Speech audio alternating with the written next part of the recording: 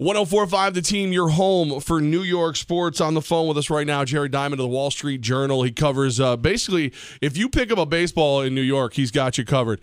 So, Jared, first things first, what's the latest on Mets pitcher Jacob deGrom?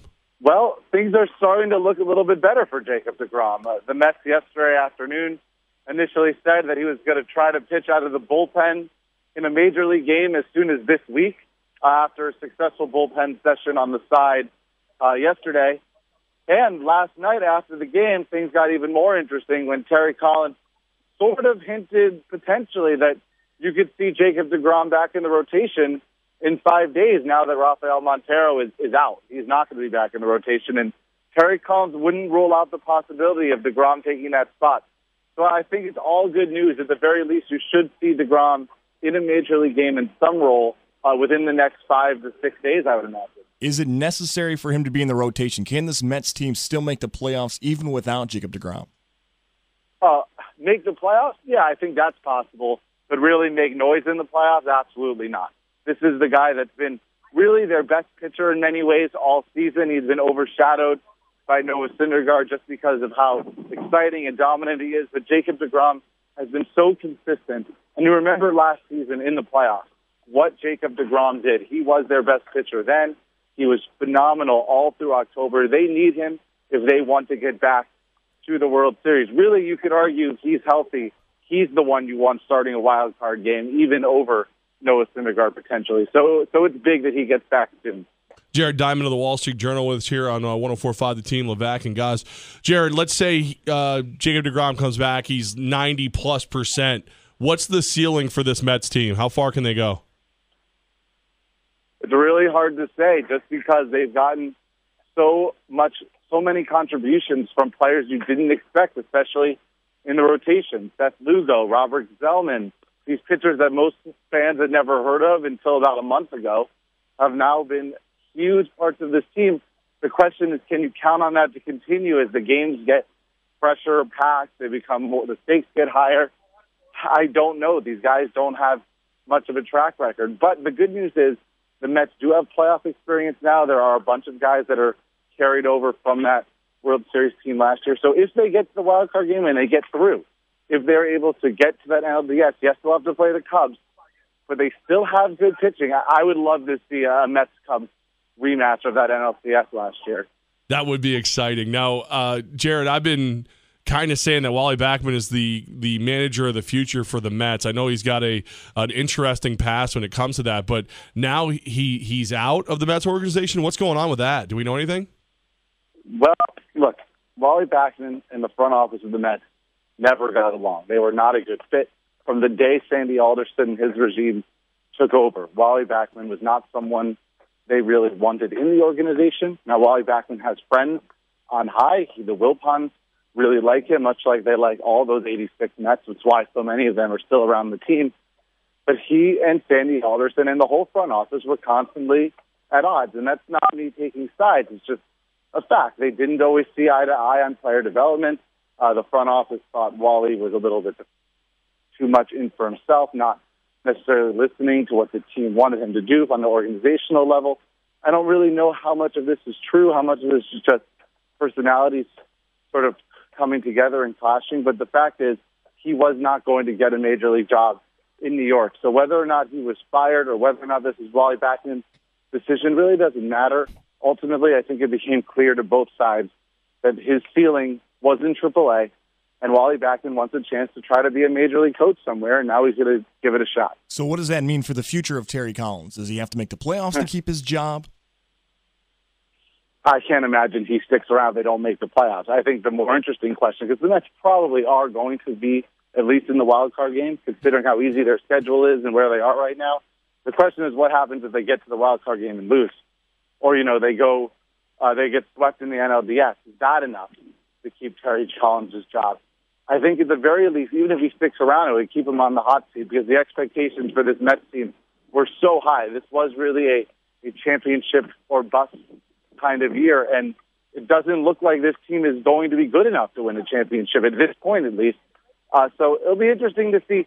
I would recommend, if I'm Terry Collins, to want to keep my job, that I make the playoffs and maybe win a round.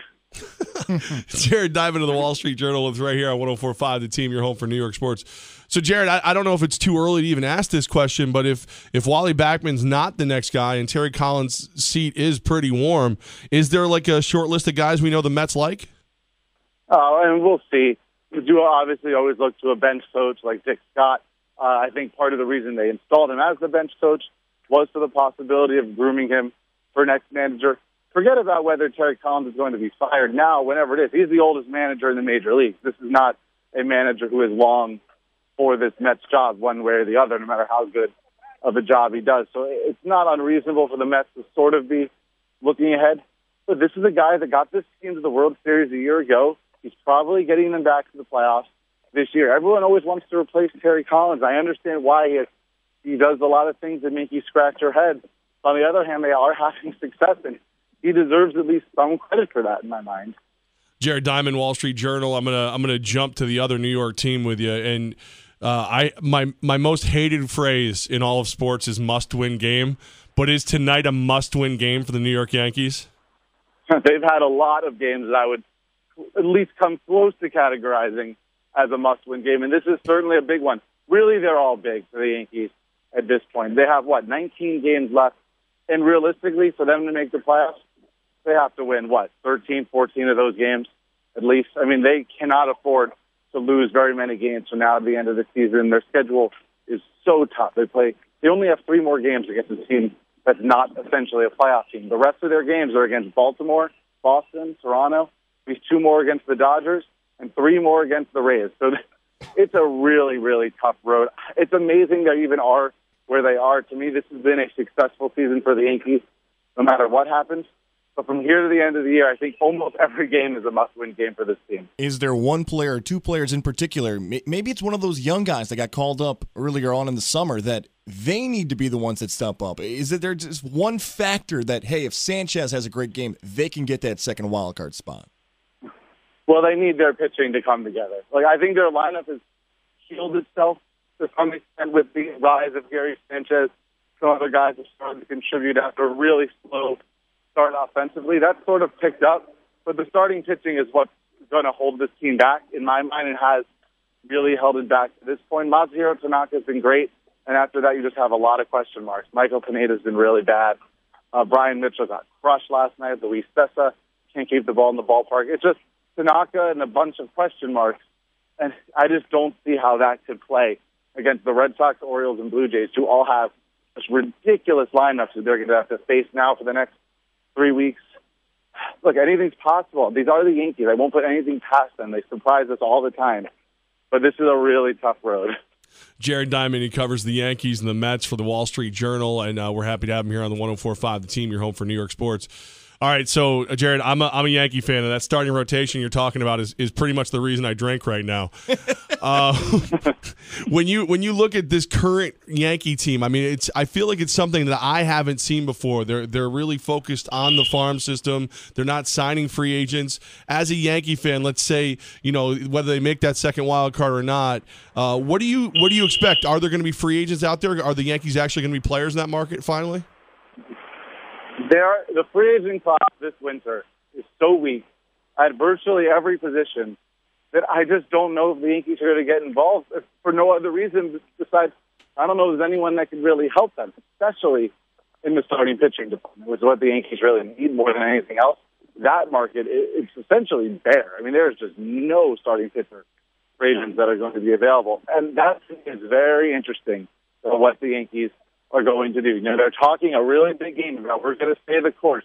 We are going to stockpile prospects. We are going to let these guys develop and bring them up and have this great team in 2018, 2019.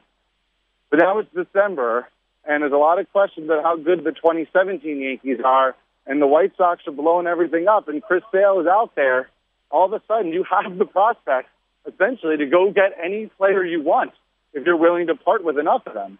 Will the Yankees be able to resist that? And should they resist that? I mean, Chris Sale is one of the best pitchers in the Major League. I'm just not convinced that we don't come into 2017 spring training.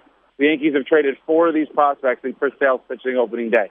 I'm not making a prediction. I'm just saying these are the Yankees, and this is what they do. I like it though, Jared. I like it. You give me something to actually pay attention to this offseason, because the last 2 years or so, ever since they went and got Ellsbury and everybody, there's really been nothing going on. So at least we know there's something to watch this offseason, Jared, and we appreciate you giving us that heads up. It'll be interesting to watch. Look, the Yankees do not wait. That's just not something they do. And I think in many ways their timeline has maybe been elevated a little bit. It's moved quicker than they thought because of what they've seen down the stretch. This is supposed to be a lost season, and now they're in a pennant race. And I wonder if that makes them think maybe we could do this quicker than even we thought we could. They thought this would be maybe a 1 to 2 year rebuild.